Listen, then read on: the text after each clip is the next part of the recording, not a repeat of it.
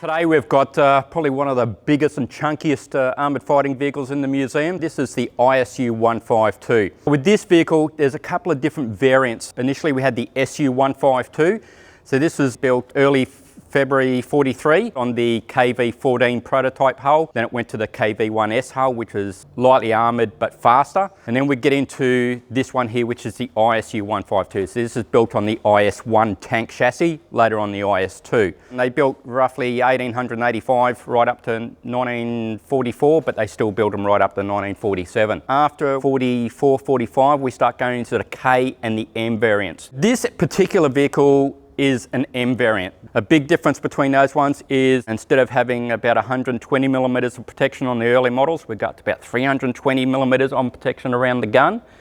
We also change our engine as well. So we go from the V2 IS engine, about 520 horsepower, to now the same engine as what the T54 has. So this is the V54 engine, still about the same amount of horsepower. Our fuel capacity changes as well. We're now mounting more external tanks on the outside plus the internal tanks, so we're increasing our range to about 520 kilometres.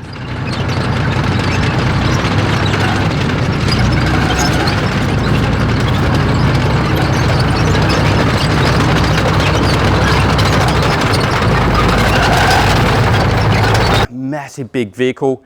Essentially had three roles: self-propelled gun, heavy assault gun, and we had a heavy anti-tank gun. This is 152.4 millimeters in diameter. This could shoot out to about 6,000 meters. Later variant of this gun could shoot out to about 13,000 meters. Depending on the variant, this carries anywhere between 18 to 21 rounds. Now you've got to give credit to these guys. These rounds are heavy. So your HE rounds coming in at about 43.5 kilos. Your armour piercing round comes in at about 48 kilos. And we've also got a concrete piercing round, so it comes in at about 58 kilos. It was said to take anywhere up to 40 minutes to load all those rounds because they are so heavy.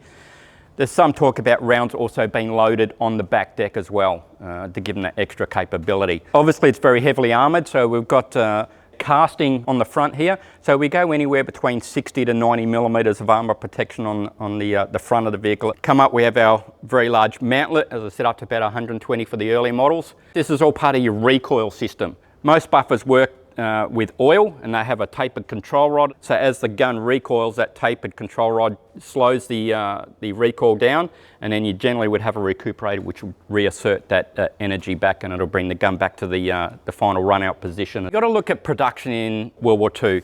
They want to get these vehicles off the production line as quickly as anything. So with castings, you're always going to have either an oversizing casting requirement, so they'll have to mill it back a little bit, or you get these really rough edges where they'll literally just gas axe off. They don't care about the finish, just get it into battle and let it do its job.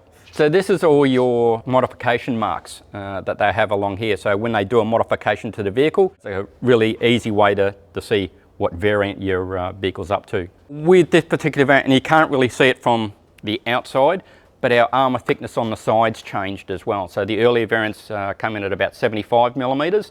The later variants went up to 90 millimeters, and this is at an angle at about 17 degrees. This is a mud scraper, so to prevent the build-up of mud, especially in your Russian winter. As you go through muddy areas, this will literally just peel the mud away, so we don't get that freezing of the mud within the running gear.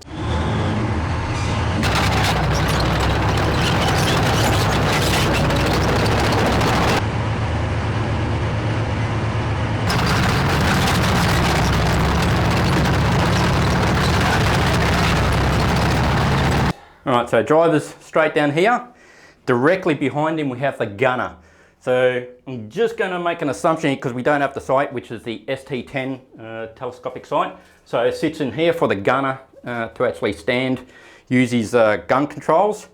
In the position that you're in, we have the loader.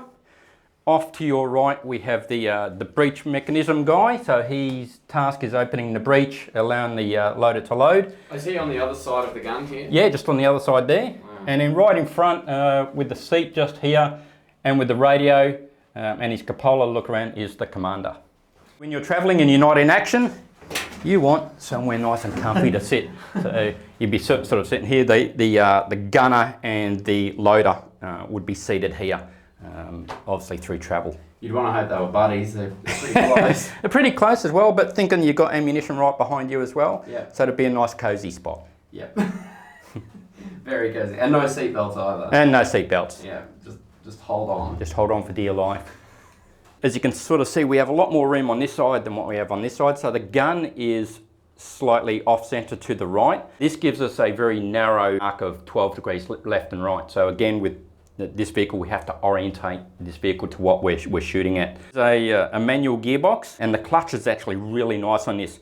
Like most Russian vehicles, they have a really nice clutch, not including the BMP, that's really horrible. But this one, really nice to drive. Tiller steering. This particular vehicle, we would have seen at AusArmour Fest. It has its really nice sweet spots where it turns really nice. Sometimes you sort of got to stop, pull your stick on, let the clutch out and sort of, you know, get it to turn nicely. But essentially it drives really well, you know, second and third gear. It's really nice to drive. So we have gear down here. We have a throttle that we can set prior to starting up. So it just gives us a little bit of gas when we start up. And then down here on our control panel, you have to pre-pressure these with oil before you start them. So anywhere between 5 to 7 atmospheres is quite good, or bar. And then we hit the starter button.